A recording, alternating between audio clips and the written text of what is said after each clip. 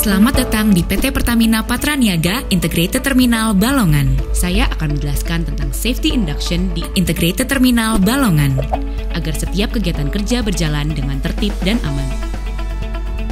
Bagi para tamu yang berkunjung, diwajibkan untuk mematuhi peraturan keselamatan kerja dan keamanan yang berlaku. Barang-barang yang dilarang jika memasuki area terbatas di terminal, yaitu rokok dan korek api,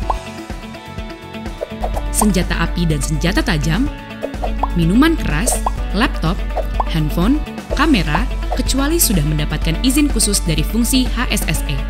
Dan selama proses pengambilan gambar dengan kamera harus didampingi oleh petugas serta tidak diperbolehkan menggunakan lampu flash. Dilarang keras untuk merokok di wilayah terminal. Kegiatan merokok harus dilakukan di area yang telah disediakan. Sebelum memasuki wilayah terminal, para tamu wajib melapor kepada petugas yang berjaga, lalu menitipkan kartu identitas kepada petugas. Sebagai gantinya, petugas akan memberikan tanda pengenal sesuai dengan daerah yang dituju. Dan selama berada di dalam wilayah terminal, tanda pengenal tersebut wajib untuk selalu dikenakan. Setiap tamu yang memasuki wilayah terminal wajib mengetahui dan mematuhi peraturan keselamatan kerja dan keamanan perusahaan. Ketahui lokasi penyimpanan APAR dan sistem proteksi yang ada. Bagi para tamu yang akan mengunjungi area terbatas wajib didampingi oleh petugas yang berwenang, serta diwajibkan mengenakan minimum 3 alat pelindung diri, yaitu safety helmet, coverall, dan safety shoes. Alat pelindungan diri lainnya digunakan sesuai dengan potensi bahaya di lokasi kerja. Para tamu dilarang untuk menyentuh peralatan yang sedang beroperasi di wilayah terminal.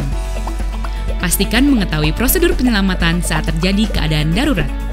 Keadaan darurat yang mungkin terjadi adalah gempa bumi, kebakaran, dan teror bom. Apabila terjadi gempa bumi, segera mencari segitiga kehidupan atau triangle of life. Hitung dan perkirakan peluang dari segitiga kehidupan. Semakin besar bendanya, maka semakin kuat benda tersebut dan semakin kecil kemungkinannya untuk remuk. Semakin sedikit remuk, semakin besar ruang kosongnya, semakin besar kemungkinan untuk orang yang menggunakannya untuk selamat dari luka-luka. Setelah gempa mereda, segera menuju assembly point yang berada di depan kantor utama.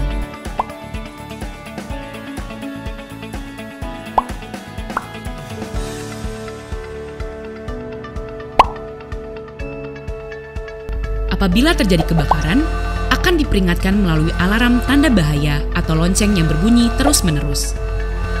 Dan apabila terjadi teror bom, akan diperingatkan melalui pengeras suara. Jika terjadi salah satu keadaan darurat tersebut, yang perlu Anda lakukan adalah tetap tenang dan mengikuti petunjuk arahan dari petugas evakuasi. Jangan membawa beban berat akan menghambat proses evakuasi. Jangan berlari, berjalanlah dengan cepat, tenang, dan teratur.